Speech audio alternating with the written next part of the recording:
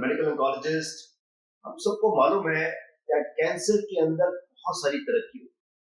Cancer medicine में targeted therapies, immunotherapies और कई तरह की प्रिसीजन ऑन्कोलॉजी की तरफ हम मूव कर रहे हैं।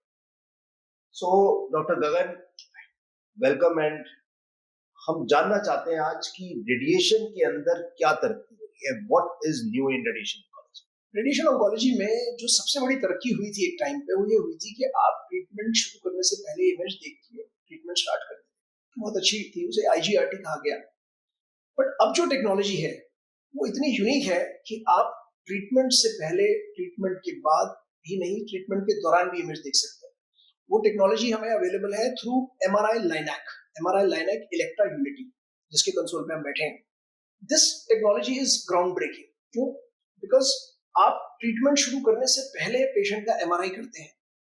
उस एमआरआई के बेसिस पे आप इमेज को चेंज करते हैं, प्लान को चेंज करते हैं डेली बेसिस पे। मतलब जैसे कि रोज सूट सिलवा रहे हो आप, and then during the course of treatment आप उसका, जैसे प्रोस्टेट कैंसर है तो प्रोस्टेट कैंसर में उसका प्रोस्टेट देखते हुए आप रेडिएशन करते हैं। मतलब दुनिया में ऐसी कोई टेक्नोलॉजी नहीं है जिसमें आप ट्यूमर या जो आपकी साइट ऑफ चॉइस है उस साइट के हिसाब से उसको देखते हुए आप रेडिएशन दे सकें। यही एकमात्र ऐसी टेक्नोलॉजी। देखिए, मैं मेडिकल oncologist हूँ, मेरे पास बहुत सारे लोग आते हैं और हम ये समझते हैं कि आईजीआरटी टॉप मोस्ट है। आईजीआरटी के बियॉन्ड आज की डेट में कुछ नहीं है। क्या ये टेक्नोलॉजी आईजीआरटी से बेहतर है? yes. अगर है तो सिंपल तरीके से मुझे बताएं कि कैसे। yes. ये ट्रीटमेंट डेफिनेटली बियॉन्ड आईजीआरटी है। आईजीआरटी इसका आधार मात्र है। तो कैसे है ये बियॉन्ड आईजीआरटी? पेशेंट को हमने आईजीआरटी में हम क्या करते हैं कि हम फर्स्ट डे पेशेंट का स्कैन वगैरह करके प्लानिंग करते हैं, एंड उसके बाद हम इमेज गाइडेंस से सिर्फ उस प्लान को मैच कर करके ट्रीट करते हैं, which is not a bad thing.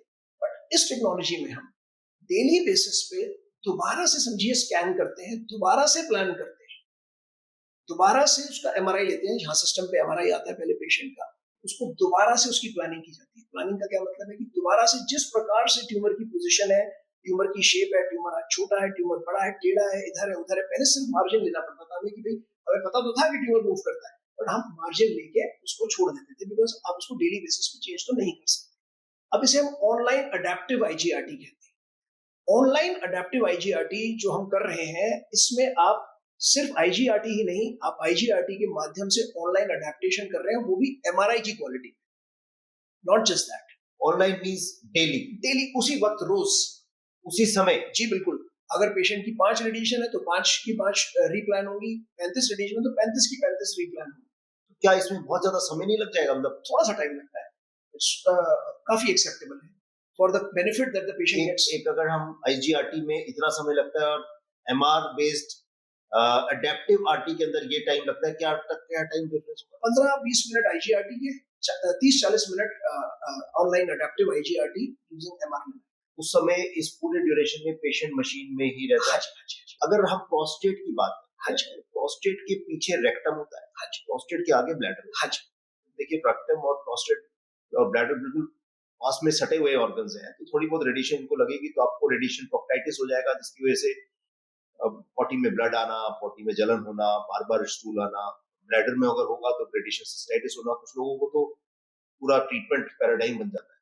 तो यू मीन टू से कि इन सब के ऊपर हम कंट्रोल पा सकते हैं if we are doing? Absolutely. क्योंकि ये प्रॉब्लम क्यों आती है? क्योंकि आपने रेक्टम के अंदर कब गैस भर जाएगी ये आपको नहीं पता। हम बैठे, आप बैठे, हम सब जीवित लोग बैठे, हमारे कब रेक्टम में गैस आ रही है हमें थोड़ी पता है। और उसी तरह से ब्लैडर है। हम एक बार मैं बोलूं, मैं इस हाथ को भाई मूव मत करना, आप नहीं करोगे, बट आप ब्लैडर को भरने को तो नहीं रोक सकते ना। ब्लैडर तो भर ही रहा है। यूरिन तो कभी आपने ज्यादा पानी पी लिया, कम पानी पी लिया, उसी से चेंज होता रहता है। So that means ब्लैडर में यूरिन आना और रेक्टम में गैस आने की वजह से जो मूवमेंट्स होती है, that MR Linac can actually resolve that completely, क्योंकि आपके, because you are doing moment to moment, second to second planning. Oh wow, this is great. So एक ही ऐसी टेक्नोलॉजी है जो आपको आपके टारगेट को दिखाती है और आपके टारगेट को आप देख करके ऑप्टिमाइज करते हैं। मेरे दिमाग में बहुत सारे क्वेश्चंस आ रहे हैं। Please, can we say that since this is prostate is a pelvic organ, क्या आप कह सकते हैं ये सर्विक्स कैंसर के लिए, रेक्टल कैंसर के लिए, ब्लैडर कैंसर के लिए भी ये बात ट्रू होगी? एब्सोल्युटली।